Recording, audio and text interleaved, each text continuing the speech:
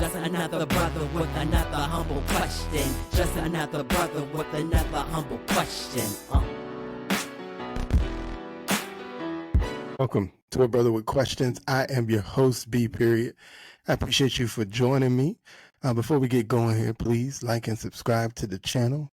Hit the like button and then comment. Tell me what you think about the video. I'd appreciate it, man. I'd love to hear from y'all.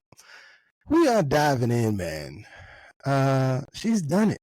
She's done it. She's done the thing that I've been waiting to see, which is sit down with some black journalists.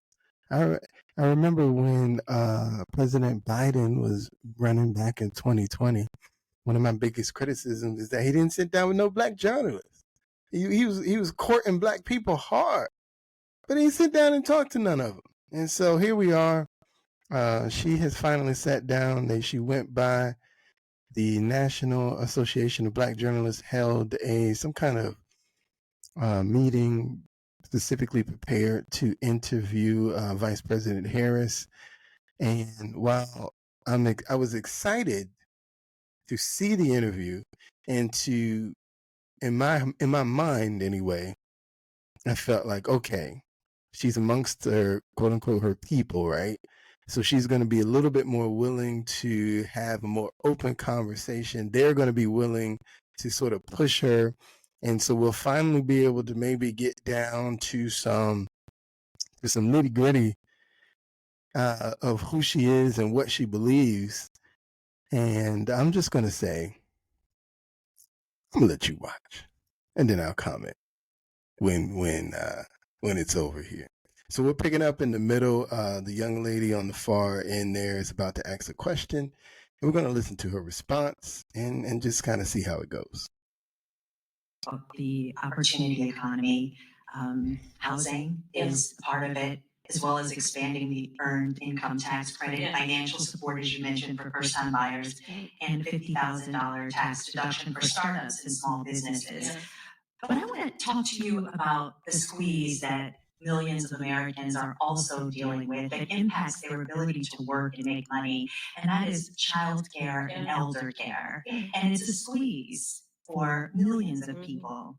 In some parts of the country, it costs more for childcare than for rents. I think Bloomberg recently reported an average of $33,000 a year.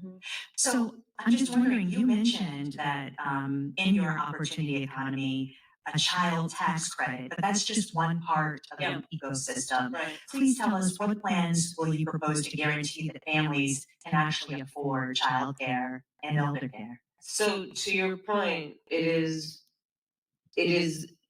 sadly the state of affairs in our country that working people often have to decide to either be able to work or be able to afford childcare. Like they can't afford childcare and actually do the work that they want to do because it's too expensive and it doesn't actually level out in terms of the expense versus the income. My plan is that no working family should pay more than 7% of their income in childcare. Because I know that when you talk about the return on that investment, allowing people to work, allowing people to pursue their dreams in terms of how they want to work, where they want to work, benefits us all. It strengthens the entire economy. We saw, for example, during the pandemic what happened.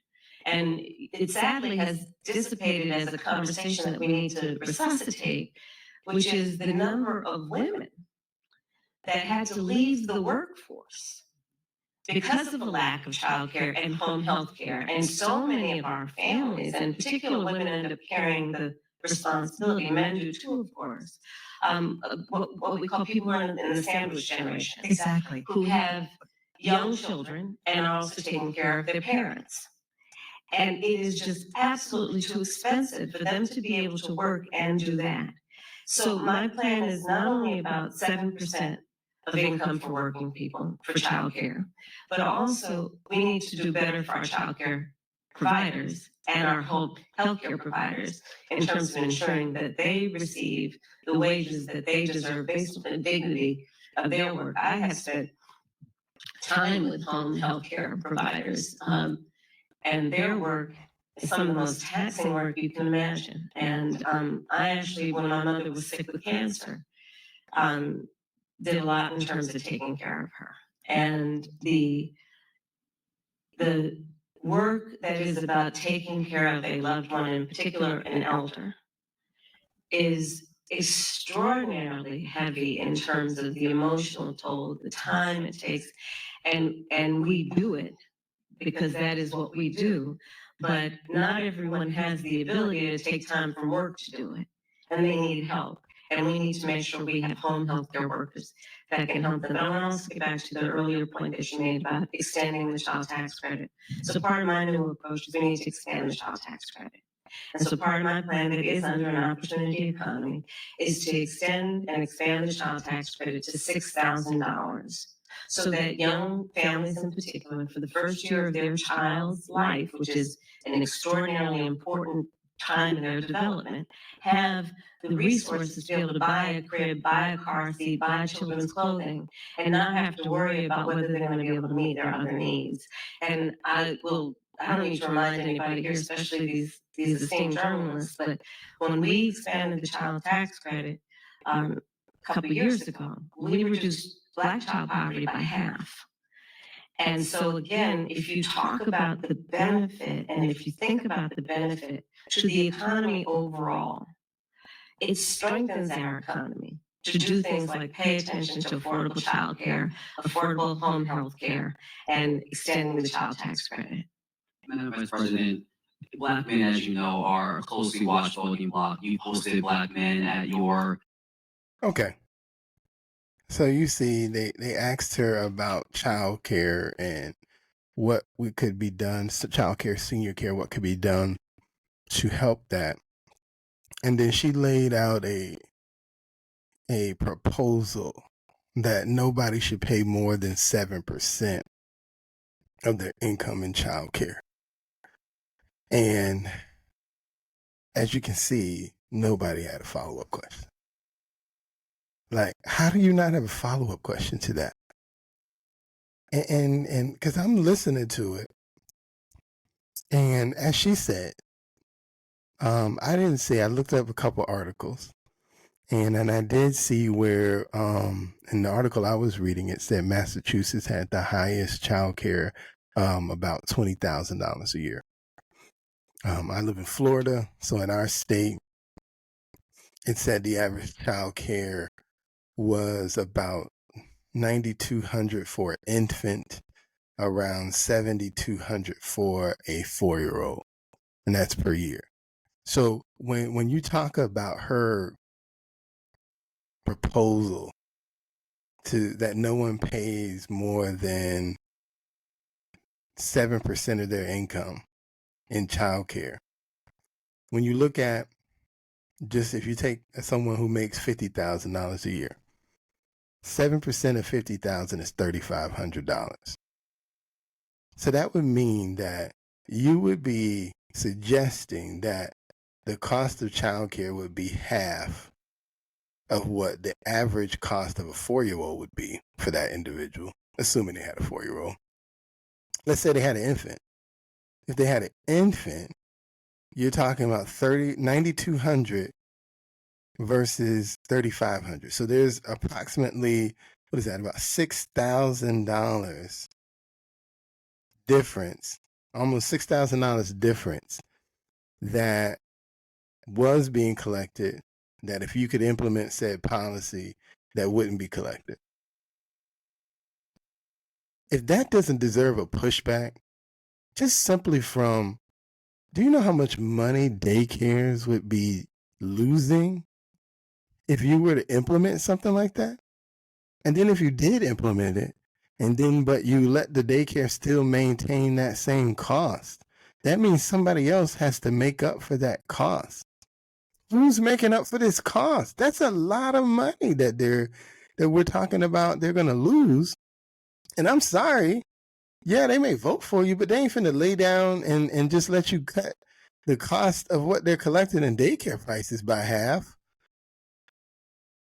or more, depending on the state. They're not going to lay down and let you do that. So how would you even put that into place? Like, if we're not going to ask follow-up questions to this stuff, what are we doing? You know, I listened to this interview and I'm just like, what happened to journalism in this country? Do we only question the people we don't like? Because if you go back and you listen to this interview, they basically laid out questions and then she hit the answers and then they moved on to the next question. The only time they asked a pushback question in this entire interview, for some reason, is when it came to Gaza and Israel. And I'm watching the interview and I'm going, this is when we asked the pushback question on Gaza and Israel? No disrespect. I understand that what's happening in Gaza and Israel are big deals. I get it. It's a big deal. But as an American citizen who was trying to decide who to vote for president, you know what's not at the front of my mind right now? Gaza and Israel. It's not. I'm sorry. I get it. You think I should be more concerned about Gaza and Israel, and I am concerned from the aspect of how much money we're sending to Israel, Gaza, to Israel, to Ukraine even. That does concern me, but it's not my main issue that I need follow-up questions for. I need follow-up questions on this opportunity economy that you keep talking about, with these platitudes with no real concept of how you're gonna get it done. And I'm trying to give Vice President Harris a chance. I truly am. I'm trying to listen to hear what you got to say. Because for all the criticisms you give me about Donald Trump, is the man has a track record. He was in office for 4 years already. So I got a vision for what it looks like under President Trump. I've got no vision for you, Vice President Harris. I'm trying to understand who you are, what you would be. And I'm sorry, these softball interviews that we keep getting for Vice President Harris is just not helping. Nobody is challenging anything she has to say. And she's just repeating the same statements over and over again. It was so frustrating listening to them ask questions, and then she gave the same answer I heard at the debate, the same answer I heard when she talked to Dana Bash, the same answers that we heard when she talked to another local reporter in Philadelphia. And then y'all have heard those answers just like I've heard those answers. And yet y'all are the 1, 2, 3rd people to interview her, or at least the way that the interviews have dropped anyway. You appear to be the 3rd, maybe, I don't know. You certainly are after Dana Bash, that's for sure. And yet you ask the exact same questions, you listen to the exact same answers, and you still don't have a question. It was just a disappointment. It's a disappointment. Meanwhile, everybody's talking about what black men are this and black men that as it relates to the Kamala Harris campaign. But I'm watching more than what the media has to say. Because I saw this right here, and this to me seems to be what you really need to be concerned about. Kamala, Vice President Harris campaign. Because I don't think black men are going to be the problem that you think they are. Because I don't think you're going to see enough of us potentially stray away from voting the Democratic ticket that it's going to be such a big deal, if you will. But I do think listening to this young lady is a bigger deal to me. Let's take a look. We would go about lowering prices. Let's take a listen. I grew up a middle-class kid. My mother raised my sister and me. She worked very hard. She was able to finally save up enough money to buy our first house when I was a teenager. I grew up in a community of hardworking people, construction workers and nurses and teachers. And I try to explain to some people who may not have had the same experience, but Mind you, this is a question about her economic policies. I just want you to know. The question was about economic policies. But let's go. Let's listen. a lot of people will relate to this. I grew up in a neighborhood of folks who were very proud of their lawn, and I was raised to believe and to know that all people deserve dignity. Did you notice the tear? I felt the tear. I'm sorry. Give me. I'm listening to this stuff. I just can't. And that we as Americans have a beautiful character to build, and my goal is 3 million new homes by the end of my first term. In addition, to help people who just want to get their foot in the door, literally. And so giving first-time home buyers a $25,000 down payment assistance. A new approach is to expand the child tax credit to $6,000 for young families for the first year of their child's life. And people want a leader who has common sense and tries to find common ground. I'm supported by over 200 Republicans who worked for both Presidents Bush, John McCain, Mitt Romney. So she gets around to talking about some of her policy plans, but Sauter, I don't know why this is hard. So she gets asked, okay, what are you going to do? Right? And it's, I come from a middle class background and people love their lawns and don't we have great values? It's like, you have good policy proposals that you put out that are really, really popular. I don't know why there isn't in her playbook, in her list of talking points, right out of the gate. I'm going to crack down on price gouging. I'm going to crack down on, the prescription drug prices. I'm going to bring them down. And then, housing stuff is really good. The child tax credit is really good. I don't know why there isn't just like a dot. And then if you want to zoom out and do your, let me tell you about my values, where I come from, and why these are the things that I believe in and committed to, that's fine. But, I'm not trying to nitpick here, but I do think this is the one piece that is really missing for a lot of voters. A lot of voters who watched the debate and were like, she did way better than Trump, and I cannot stand Trump, and she made him look like a fool, and he made himself look like a fool. But I really still want to get that core of who are you and what specifically are you committed to doing on day one? For some reason, this is the most difficult question for her. Yeah, it is. To me, therein lies her problem. And so I want to just focus on this young lady right here. Because she, to me, is what the Vice President Harris's campaign needs to worry about. This is a young lady, can't stand Trump, has probably voted Democratic most of her life. And yet, she's also someone who would have preferred the Democrats when they decided to, when they forced Joe Biden off the ticket. She's someone who would have preferred some kind of runoff to come to a consensus about who would be the best candidate. And here she is, more than likely, still probably going to vote for Vice President Harris, but has strong criticisms about how she's approaching her campaign and why she just can't get to a point where she gets to understand who she is. Black people are more than likely going to vote 90-something% for Democrats. I don't think that's going to be their problem. That's about the average that they vote all the time. But are you reaching this voter? The voter that would have preferred a different candidate,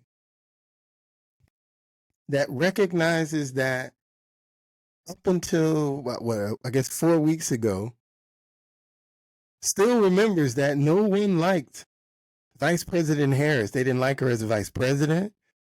They didn't like her as a candidate in 2019. Still remembers that. Still remembers that she has flipped on every single thing that she's ever believed now that she's running for Well, initially she flipped when she was running for when she got picked to be the vice presidential nominee, and now she's flipped again now that she is the nominee for president. So she hasn't stuck to any single thing that she's ever stated back in 2019 when she was running for president for real. Almost everything that she stood for in 2019, she doesn't stand for anymore. And that just amazes me. How in 4 years, everything you thought in 2019, you don't think any of that anymore? None of it? None of it held true. I don't know. But how are you reaching that voter? Because there are more of her, I believe, than there are more of black people who are on the fence. And so y'all talking to me and y'all looking at me and I'm a coon. Yeah, I've been called a coon. I've been called confused. I've been called Uncle Tom because I'm not riding the vice president train for real. I'm watching on the fence going, not impressed yet. But y'all ain't talking about her. And to me, she's the one you got to worry about. Because I don't care what you say. There's way more of hers than there are of me. And on that note, I'm B. Period, and I'm out. Just another brother with another humble question. Just another brother with another humble question.